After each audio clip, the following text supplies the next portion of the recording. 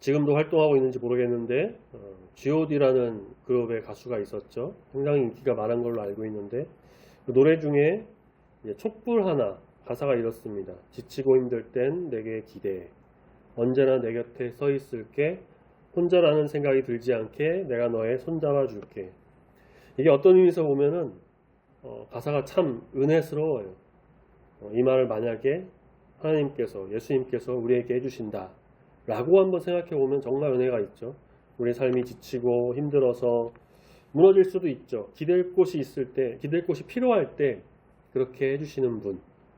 그분이 그럴 때 그냥 아무 생각 없이 기대고 혼자 있다는 생각이 들지 않도록 나의 손을 늘 잡아주시고 나와 함께 하시고 가시는 분.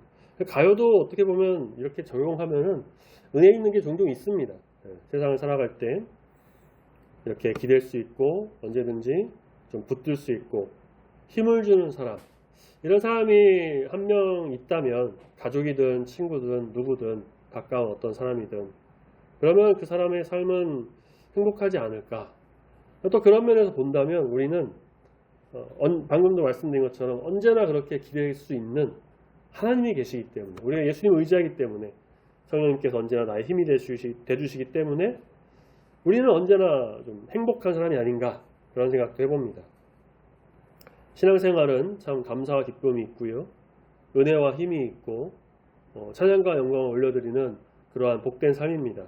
그런데 아마 많이 느껴보셨겠지만 이 신앙생활도 하다 보면은 누구에게나 지치는 순간이 와요. 기도하는데 상황이 바뀌지 않아요.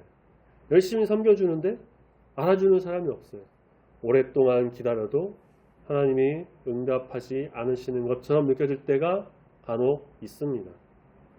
우리가 주일 예배 시간에 봤던 하박국 말씀에서도 그랬죠. 그렇게 간구하는데 하나님은 응답하시는 것 같지 않고, 근데 일하시는 것을 또 보니까 악인을 사용해서 벌하시는 게 납득이 되지 않았던 거죠. 하박국은 그래도 선지자니까 그렇게 하나님께 그래도 나아가고 묻고, 우리가 나중에 하박국 3장을 보겠지만 그때는 이제 결국 하나님을 찬양해요. 그렇지만 그냥 보통 사람이라면 마음에 이런 생각이 들 수 있어요. 이렇게 믿는 게 무슨 의미가 있을까? 히브리서의 수신자 성도들도 그러한 마음이 있었습니다.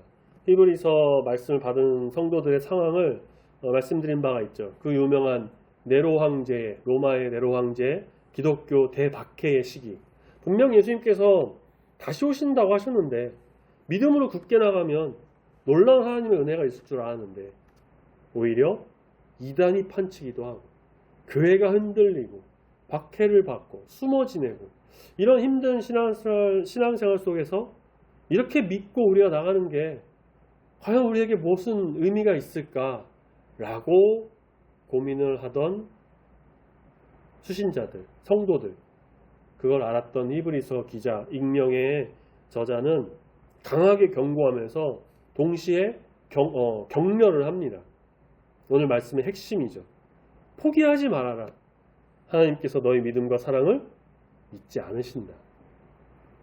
오늘 본문 4절에 보면요, 꽤 엄중한 말씀을 시작합니다. 한번 빛을 받고 하늘의 은사를 맛보고 성령에 참여한 바 되고, 예수님께서는요 산상수훈에서 우리가 봤던 말씀이기도 한데 마태복음 7장 20절에서 그들의 열매로 그들을 알리라 이렇게 말씀하셨던 적이 있죠. 또 주일 저녁 예배 시간에 우리가 성령으로 거듭난 자는 성령으로 또 열매를 맺어야 한다 라는 말씀을 배운 것처럼 하나님의 은혜를 경험한 사람에게는요 그에 합당한 열매가 나타나야 된다라는 겁니다. 근데 이것이 무조건 전도에만 좀 적용해서 한 명 무조건 이상 전도해서 교회 등록하고 교회 성도수 늘리고 그런 열매를 말하는 것만이 아니에요. 그렇게 많이들 이제 교회에서 이야기하는데 그것뿐만이 아니라 어떤 모양이로든 나의 모습을 통해서 하나님의 귀한 열매를 맺는 겁니다. 7에서 8절로 내려가서 한번 보시면 땅의 비유를 사용해요. 같은 비를 맞아도 어떤 땅은 좋은 열매, 밭을 가는 자들이 쓰이기에 합당한 채소를 통해서 복을 받는가 하면 또 어떤 땅은 어때요? 가시와 엉겅퀴를 내는 저주에 가까운 결과를 맞이하게 된다는 거예요. 그 마지막은 뭐라고 합니까? 불사름. 자, 여기서 중요한 것은 뭐냐? 은혜가 바로 삶의 열매로 나타나는가입니다. 우리가 구원의 하나님으로 기뻐한다면 그 기쁨은 삶에서 드러나야 합니다. 모든 것에 감사하게 되고 하나님과 이웃을 사랑하고 어려운 자를 돕고 구제합니다. 세상의 것을 절제하고 신령한 믿음으로 주님께 나아가는 자. 모든 것을 참고 모든 것을 바라고 모든 것을 긍휼히 여기는 마음. 신앙은 단지 나 잘 믿는다. 나 이렇게 지내고 있어. 나 어때? 이거에 머무는 게 아니에요. 구원의 은혜가 그 삶을 변화시키는 겁니다. 열매로서 보여주는 거죠. 이런 열매를 통해서 하나님의 귀한 은혜가 충만히 임하는 모두의 삶이 되기를 소망합니다. 자, 그런데 9절에 보면은 분위기가 조금 바뀌어요. 거기 9절에 이제 뭐 동그라미 표시가 있어서 단락이 바뀌는 것도 있지만 분위기가 약간 바뀌는데 뭐라고 말씀하고 있느냐? 사랑하는 자들아, 우리가 이같이 말하나 너희에게 이보다 좋은 것이라고 하죠. 자, 믿음으로 열매를 맺고 이를 위해서 노력하는 자, 성도의 아름다운 모습, 너희가 이렇게 나아가기를 정말 원한다라고 말하면서 그런데 더 좋은 것, 이보다 더 좋은 것 9절에 이어서 말씀하는 거죠. 무엇입니까? 구원에 속한 것. 즉 구원에 이르는 더 좋은 게 있다. 더 좋은 그런 것이 있다는 확신을 한다면 그러면서 말을 이어갑니다. 히브리서 기자는 편지를 받는 수신자들을 정죄하는 게 아니에요. 그들 믿음이 흔들리고 고민하고 여러 박해, 어려움, 이단의 공격, 혼란스러운 그런 것에 있어서 그래서 과연 이게 믿는 게 맞는 일인가 지적하면서 혼내면서 정죄하는 게 아니고 오히려 그들의 믿음을 인정하고 있어요. 10절 놀라운 말씀을 합니다. 10절 말씀에 보면은 하나님은 불의하지 아니하사 너희 행위와 그의 이름을 위하여 나타낸 사랑으로 이미 성도를 섬긴 것과 이제도 섬기고 있는 것을 잊어버리지 아니하시느니라. 하나님 불의한 분 아니세요. 그렇기에 그들의 행위와 그 모든 것이 다 하나님의 이름을 위해 나타낸 사랑이다라는 걸 잊지 않으신다는 겁니다. 비록 박해와 혼란, 어려움, 그래서 힘들기도 하고 좌절할 때도 있지만 그럼에도 버티고 교회에 남아서 고민하고 씨름하고 기도했던 그런 성도들의 모습, 하나님의 뜻을 위해 그 이름을 위해 나가는 마음과 열정이 없었다면 이것조차 하지도 않고 그냥 떠나갔겠죠. 그냥 몰라 하고 나갔겠죠. 그런데 이들은 씨름했습니다. 고민했고 기도했고 어떻게 하면 하나님께 더 나아가야 할지 무엇이 하나님의 뜻을 위한 것인지를 생각하고 사람은 우리의 수고를 잊을 수 있죠. 내가 얼마나 애썼는지를 모를 수 있습니다. 결과만 중요하게 생각하는 이 세상에서 과정이 얼마나 치열하고 복잡했는지 그렇게 관심을 갖지 않는 경우가 허다합니다. 내가 그 사람을 위해서 얼마나 기도했는지도 모르고요. 내가 교회에서 보이지 않는 곳에서 얼마나 땀을 흘리며 수고했는지도 모르는 사람이 많아요. 자, 그러나 하나님은 잊지 않으신다는 거예요. 하나님은 불의한 분이 절대 아니시기 때문에 그 모든 것이 하나님의 사랑을 위해 하나님의 뜻을 위해 나간다는 것을 다 아신다는 겁니다. 아무도 알아주지 않는 섬김도 교회에서 드린 작은 봉사도 아무에게 말하지 않고 흘린 눈물의 기도도 사람은 알지 못해도요. 하나님은 아십니다. 다 기억하고 계세요. 다 보고 계시고 그렇기에 우리는 낙심하지 말아야 합니다. 사람에게 보여주기 위해서가 아니라 하나님을 위해서 가는 신앙의 길이잖아요. 우리가 하나님을 바라보면서 나가는 이 길이잖아요. 하나님께서 기억하시는 인생은 결코 헛되지 않다라는 것.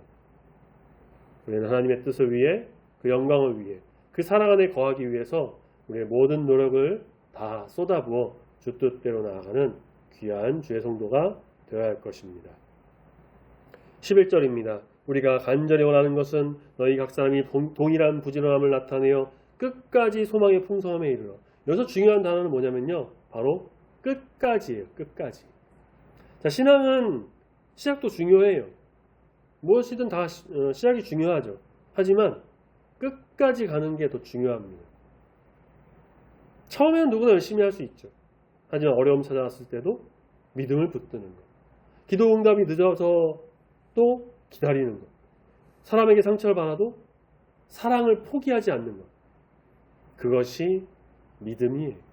흔들리지 않고 정신 차리고 깨어서 믿음 붙들고 끝까지 나아가는 것. 예수님도 말씀하셨죠. 마태복음 10장 22절 너희가 내 이름으로 말미암아 모든 사람에게 미움을 받을 것이나 끝까지 견디는 자는 구원을 얻으리라. 또 우리가 전에 봤던 말씀 히브리서 3장 14절 우리가 시작할 때 확신한 것을 끝까지 견고히 잡고 있으면 그리스도와 함께 참여한 자가 되리라. 요한계시록 2장 10절에서도요. 서원학교에게 이렇게 말합니다. 죽도록 충성해라. 이것이 바로 끝까지 흔들리지 말고 충성하라 라는 말이에요. 오늘 본문 12절에서는 이렇게 말하고 있습니다. 게으르지 아니하고 믿음과 오래 참음으로 말미암아 약속들을 기업으로 받는 자들을 본받는 자가 되게 하려는 것이다. 믿음에 오래 참음까지 더해서 끝까지 인내하며 붙들고 나가는 삶, 바로 약속을 기다리는 삶입니다. 하나님의 약속은 우리의 시간보다 좀 늦을 수는 있어요. 우리의 시간과 하나님의 시간은 다르기 때문이에요. 하나님의 뜻과 계획이 우리의 생각과 다를 수도 있기 때문입니다. 하지만 하나님께서는요, 그 약속을 결코 잊지 않으시고 미루지도 않으시고 또 실패하는 일도 없으십니다. 우리를 향한 그 모든 사랑 속에서 모든 것을 이루시고 이끄시기 때문에 우리는 끝까지 믿고 붙들며 말씀 붙들고 믿음 붙들고 예수 십자가 붙들고 믿음으로 전진하며 약속의 끝을 이루시는 하나님만 바라보는 귀한 약속의 삶이 되어야 할 것입니다. 우린 모든 것을 빠르게 얻는 시대 속에 살고 있습니다. 배달 음식 주문하면 금방 와요. 30분 넘어가는 경우 거의 없어요. 택배, 로켓 배송으로 날라옵니다. 정보 한 번만 입력하면 몇 초 안에 나오고요. 메시지도 보내면 금방 전달돼요. 미국에 있는 사람하고도 카카오톡 할 수 있어요. 그러다 보니까 신앙에서도 우리가 가끔 빠른 결과를 기대하곤 한다는 거예요. 아, 기도했는데 왜 아직 응답이 없나요? 기도는 로켓 배송 없습니까? 열심히 믿는데 왜 문제 해결이 안 되죠? 도대체 얼마나 더 기다려야 됩니까? 하나님은 이렇게 빠른 최첨단 시대에 발맞춰가고 있지 않으신 것 같아요. 하지만 하나님께서는 때때로 응답보다는요, 기다림을 통해서 우리를 믿음의 사람으로 만들어 가신다는 겁니다. 인내를 통해 겸손을 알게 하시고 순종을 알게 하시고 더 성장하는 믿음으로 만들어 가십니다. 그러므로 오늘 우리에게 필요한 것은 빨리 응답해 주세요. 빨리. 그게 아니라, 그런 믿음이 아니라 응답이 늦어도 하나님 신뢰하겠습니다. 바로 이런 믿음입니다.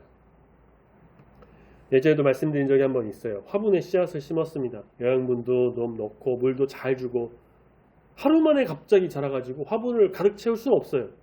그런 식물이 없습니다. 하루가 지나도 아무 변화가 없어요. 하루, 이틀, 일주일 지나도 별다른 변화가 없을 때가 있습니다. 아무것도 없어요. 그래서 우리는 이렇게 생각할 수 있죠. 아니, 씨앗이 죽었나? 물이 부족한가? 소용이 없나? 자, 그런데 어떻습니까? 우리가 눈에는 보이지 않지만 그 화분 및 씨앗에서는요, 이미 뿌리가 나와서 흙에 조금씩 자리 잡고 뿌리를 내리고 있다는 거예요. 한참 지나야 합니다. 어느 순간 새싹이 나와요. 근데 그걸 또 보고 에게 겨우 이거야? 역시 못 참고 이것이 끝이야? 한탄하면서 기다리지 못하는 경우도 있죠. 하지만 참고 기다리면 계속해서 물을 주고 시간을 두고 차근차근 나아가면 어느새 화분을 꽉 채우는 식물이 된다는 겁니다. 꽃이 피기도 합니다. 우리가 기도하는데 아무런 변화가 없는 것처럼 보일 때가 있습니다. 섬기는데 열매가 보이지 않을 때도 있어요. 전도하는데 아무도 안 와요. 말씀을 붙들고 있는데 상황은 그대로일 수 있습니다. 하지만 눈에 보이지 않는다고 해서 하나님이 일하지 않으시는 건 아닙니다. 하나님께서는 오히려 그 순간에 우리의 믿음의 뿌리를 더 깊게 내리고 계신다는 거예요. 보이지 않는 곳에서 일하고 계신다는 거예요. 그러므로 포기하지 말고, 기도를 포기하지 말고, 예배를 포기하지 말고, 사랑을 포기하지 말고, 소망을 포기하지 않고 오직 하나님께로 나가는 우리 모두가 되기를 소망합니다. 하나님은 우리의 믿음과 사랑을 결코 잊지 않으시기 때문입니다. 힘든 시간이 있다고 해서 하나님 떠나신 것이 결코 아니죠. 오히려 그때 하나님께서 우리의 믿음을 더욱 견고하게 만드신다는 겁니다. 그래서 오늘 말씀을 보고 우리가 이렇게 고백하며 기도하면서 나아가는 우리가 되었으면 좋겠습니다. 하나님, 나는 포기하지 않습니다. 하나님 약속 끝까지 붙들겠습니다. 끝까지 소망하겠습니다. 나의 구원의 하나님을 끝까지 신뢰하겠습니다. 상황과 환경이 아닌 신실하신 하나님으로 인해서 기뻐하며 나가는 우리 모두가 되기를 소망합니다. 아멘.